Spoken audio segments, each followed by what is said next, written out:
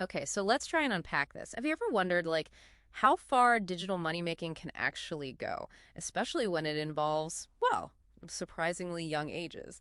Today, we're doing a deep dive into a company making some pretty bold claims about paying young digital models our job here, cut through that noise, really get to the bottom of the legal, the ethical side of this whole new area. Yeah, we're looking at Paradize Enterprise and their Celestrial Epo. It's run by Eric Plott. Now, they say this app, it uses an algorithmic popularity scoring system, right? And it pays models, some as young as 12. They claim it passes the same legal guidelines as Instagram or TikTok. Plus, it supposedly allows for substantially high hourly rates paid by ad sponsors. And this is where it gets, well, really interesting. It really is. What's fascinating, I think, is this clash. You've got this innovative way to monetize, claiming huge impressions like 1.6 million daily. Yeah. But then you stack that against the really trippy legal stuff around kids, digital contracts, and how these algorithms even work. Are they transparent? And that just leads to the big question, doesn't it? What actually happens when fast tech, this kind of innovation, starts pushing up against laws and protections that were, frankly, built for a different world?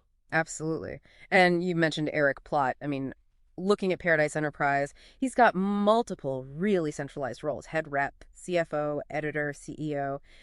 He's basically everything. Beyond just, accountability, what are the risks built into that kind of one-person control? Well, that structure alone just screams risk, doesn't it? It concentrates everything. And that risk gets even bigger when you think about the core of it all, this Celestial Appio. It hangs entirely on that algorithmic popularity scoring system for paying the models. And that's where you hit the classic black box issue with these kinds of contracts. Ugh, the black box, where you can't see how or why the payment number comes out. So are the sources saying current contract law is, totally unprepared for this? That's putting it mildly. The sources we looked at point out that contract law just, quote, does not currently have a coherent approach for making these agreements stick, especially when you can't explain the algorithm's decisions in, human terms. Human intelligible was the phrase used. Its enforceability, often called tenuous. Just think about that. If the very way you pay people is on shaky legal ground, your whole business model is basically built on, well, quicksand. That's not just a legal worry, it's potentially an existential one. Okay, so even if they somehow figure out the algorithm mess, what about the huge elephant in the room, minors? They're openly talking about paying 12-year-olds.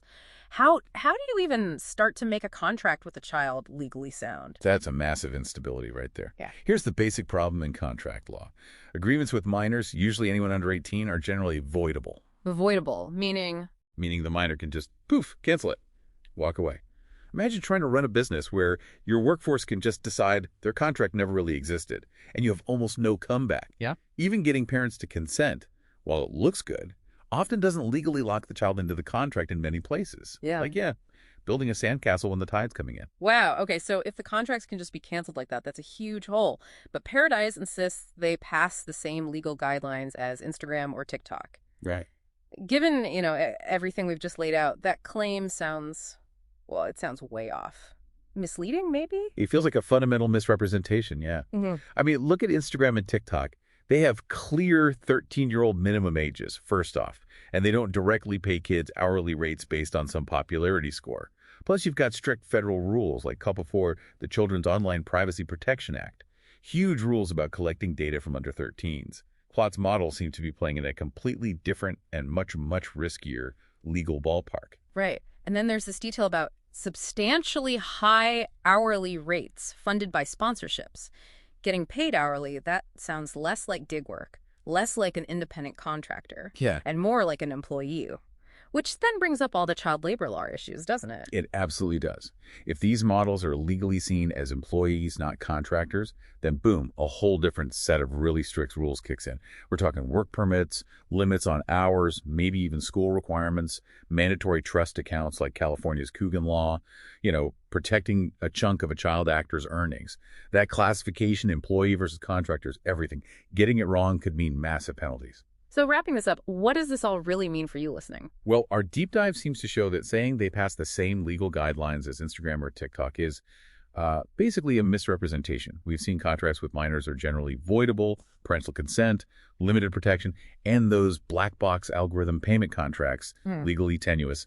Yeah, and if you zoom out, connect it to the bigger picture, this case really throws a spotlight on a critical gap, doesn't it? You have these digital business models evolving super fast, Yeah. especially ones involving vulnerable people like kids and these opaque algorithms.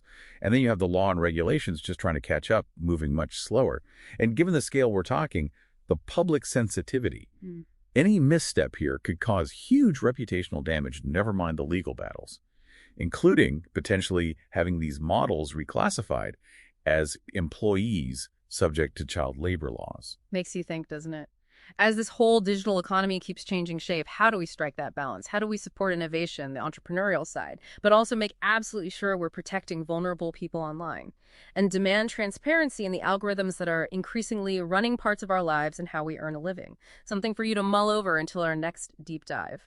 Welcome to your deep dive into Eric Plott's Paradize Enterprise. We've taken your sources and really tried to peel back the layers on this ambitious new venture. It certainly is ambitious. Right. And our mission today really is to help you figure out what's genuinely visionary here versus what might be, purely speculative. Because some claims are quite remarkable, you have to say. We need to see what holds up. Exactly. So let's start with Eric Plott himself. He's presented quite impressively, a Harvard researcher, a Cornell plant-based nutritionist, also a musician, a podcaster. A very background for sure. But this is where things get really interesting. His other venture, Plott Palm Trees. It makes some pretty bold claims, things that are, unsubstantiated. Like growing palm trees year-round. Outdoors in Missouri. That's a big claim. A very big claim. And even offering real cures for illnesses. Again, unverified. And this pattern, right out of the gate, it kind of sets a precedent, doesn't it, for skepticism? It absolutely does. It encourages us, I think, to apply a critical lens, especially when we're looking at Paradize Enterprise, which aims to redefine an entire industry. Grand claims need grand proof. Well said. So Paradize Enterprise, the stated ambition is, and I'm quoting here, pioneering a comprehensive, technologically advanced ecosystem for creative talent, aiming for a new industry standard. Lofty goals. Very. But the deeper you dig, the more you see this fundamental disconnect between that vision and what's actually verifiable. It feels a bit like a house of cards, maybe. That's a fair analogy. The foundation seems shaky in places. Take the leadership, for instance. Eric Plott is stated as the CEO of Paradize Enterprise magazine. But then external research points to someone named Autumn K. Paradise as CEO of Paradize Magazine Enterprise. Subtle difference in name, potentially big difference in structure. Right. So what does that even mean for leadership clarity? When you see a discrepancy like that right at the top, what red flags does that raise operationally? Well, it's critical. If the stated leadership isn't consistent, it creates immediate ambiguity. Who's actually in charge? Who's accountable? What are the precise roles? For any company, but especially one claiming to be a new standard, that kind of clarity is just foundational. Without it, you're just sort of guessing. Okay, so leadership is murky. Let's move to the core tech. What Plott claims is the engine of Paradize Enterprise. The Celestrial appity. Yes, the app. Described as central, boasting really impressive numbers, 1.6 million daily impressions and views. Driven by, get this, a proprietary algorithmic popularity scoring system. Right. And the biggest finding here, what truly stands out is that our deep dive found zero independent verification, none whatsoever. Zero. Of the app's existence, its claimed metrics, its basic functionality, nothing outside their own claims. Wow. For a company supposedly built on a digital platform claiming that kind of engagement. It's a glaring absence of evidence, entirely unsupported by any external data we could find. And that proprietary algorithm, that basically means the rules are hidden, right? Exactly. How content gets popular, who gets seen, it's all behind a curtain, which raises serious questions about fairness, transparency, maybe even manipulation. Okay, so the app itself is a huge question mark. But let's say, for argument's sake, it was real. How do people, like models or creators, actually get paid? The financial model. That introduces a whole other layer of, let's say, complexity. Payments are supposed to be made in two specialized cryptocurrencies. #BlackSunCoin and #Paradize, #LRock token. Supposedly operating on the XRP ledger. Now, technically the XRP ledger can support tokens like this, but, and this is crucial, There's no public market data, no independent confirmation we could find of these specific tokens being linked to Plot or Paradize Enterprise or having any real-world value. So what does that mean practically for someone getting paid in these tokens? It means converting them into actual money, like dollars or euros, could be incredibly difficult, maybe impossible. You don't know what they're worth or if anyone will even buy them. So you could be holding digital assets with potentially zero real market value. Precisely. That's a significant liquidity risk, a valuation risk for anyone participating. And maybe the most eye-opening part of this whole financial setup. The membership fee. Yeah, the requirement for parents to pay a premium membership fee just to unlock their child's supposed crypto earnings. This raises serious ethical questions, doesn't it? About fairness, potential exploitation. It really feels like it shifts the financial risk, the burden, squarely onto the parents. It does. You're essentially asking them to pay to access earnings. Yeah. Earnings that are already in these unverified, potentially illiquid crypto assets. Imagine that. You put in creative work, maybe your child does, and then you find the platform's unverified, and you have to pay to get paid in tokens that might be worthless? It's problematic. Yeah. When an enterprise claims to be a new industry standard, you expect, well, you need verifiable operations. You need transparent, equitable financial models. That's how you earn trust. So wrapping this up, what does this all mean for you, the listener? Our deep dive, it reveals that while Eric Plott's vision for Paradize Enterprise is certainly ambitious, Very ambitious. the reality, as it stands now, unverified, opaque, it presents a pretty high-risk profile for anyone thinking of getting involved. Definitely. Its ability to become viable, let alone an industry standard, really hinges on addressing these fundamental issues. They need radical transparency, genuinely verifiable operations. Absolutely. So maybe here's a final thought to leave you with. In this age of, well, information overload where grand claims are everywhere, how crucial is that independent verification? Especially when you're evaluating something groundbreaking. Exactly, especially when it involves complex tech, these intricate financial models, and potentially the participation of vulnerable individuals like children. Something to definitely consider next time you encounter the next big idea. Ever think about what actually goes into making a business relationship stick, legally speaking, especially in, a really dynamic industry? Today, we're diving deep. We're looking at a model services agreement for Paradize Enterprise and Paradize Magazine. Yeah, our mission here is to pull out the key stuff from these legal docs. We're talking compensation, IP rights, confidentiality, the works, and this isn't your average agreement. The business model itself, it throws up some really interesting, maybe even surprising legal hurdles. So let's get into it. One of the first things that just jumps right out is that this agreement covers models as young as 12.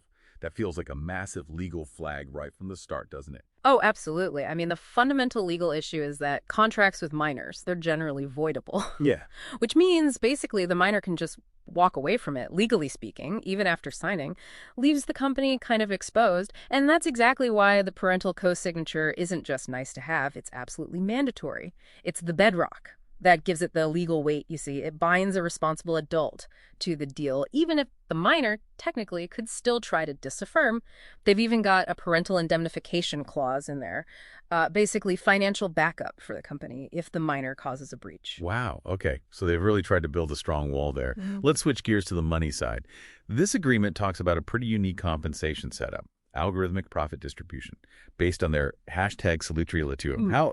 How do you even make that legally sound? It sounds potentially, a bit black boxy. Right. And that's the fascinating part. Legally, the algorithm itself, secret sauce, that can stay proprietary. But the methodology, how it works, the criteria, and crucially, verifiable outputs, that has to be crystal clear in the contract. Otherwise, it's just not enforceable. You'd open yourself up to claims of unfairness, vagueness. The contract says profits are split fairly, but fairly needs objective teeth, right? Percentages, clear formulas, transparent metrics. It can't just be a feeling. Gotcha. So clarity is paramount, even if the tech underneath is complex. Yeah. Okay, what about intellectual property?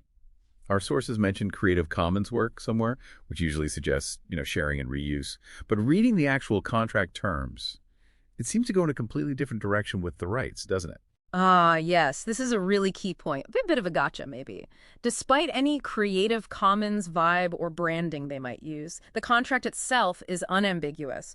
All copyright, all IP rights for any photos, videos, any creative work made under the agreement. It's all irrevocably assigned to the company. Full stop. It's not just a license to use it, it's a complete transfer of ownership. Paradize Enterprise gets unrestricted commercial use, no extra pay, no model approval needed later. They even waive rights to inspect the final use. That is, yeah, that's a very comprehensive transfer. Okay, another big thing, classifying models as independent contractors.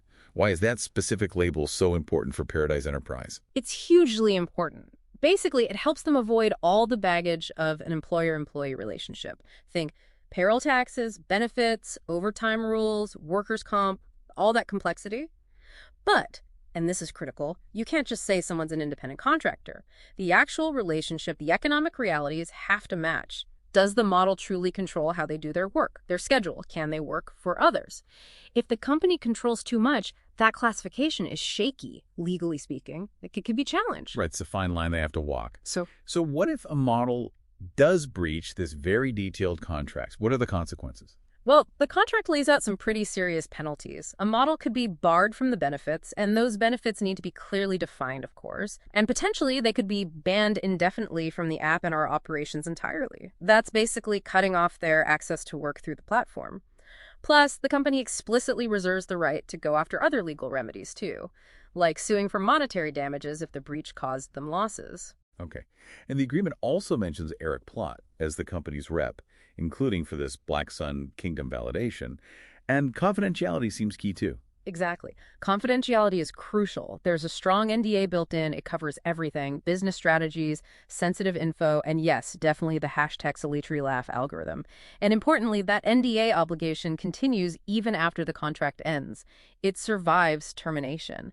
Eric Plott's role seems central, acting for the company, including on that validation piece, which seems based on objective criteria, according to the sources. So wrapping this up, what does this deep dive really show us? For me, it's fascinating to see how a business with such unique elements, miners, algorithmic pay, total IP control, tries to build a legally sound framework. It's like a case study in managing risk and defining rights in a very specific kind of industry. It really is. And it leaves you with a big question, doesn't it?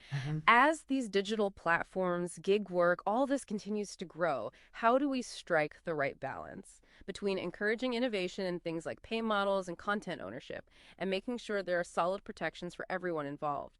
Especially when miners are part of the equation and algorithms are making more decisions. Makes you think, right.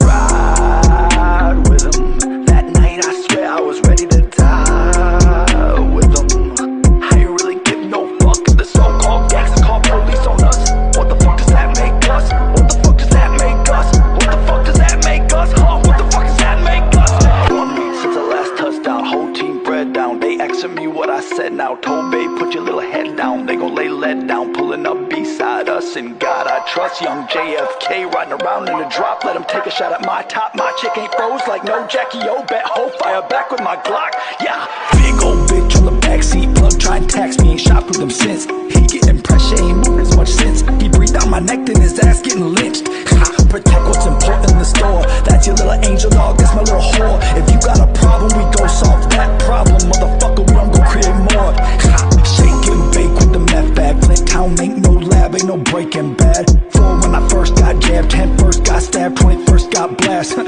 I was showing my ass, so they shot me in it. No tear drops, boy, got some homies in them. I might put them in diamonds and hang up from chains. I don't tat them on my face, man, fuck all that. My chick let you hit her from the back for a stack in the flat. Bet on my truck while I'm in it counting up. And I try to plug a money counter up to the lighter hook up, blew it up. Told her if she try and judge me, I'ma go cross her face with the gavel like Zach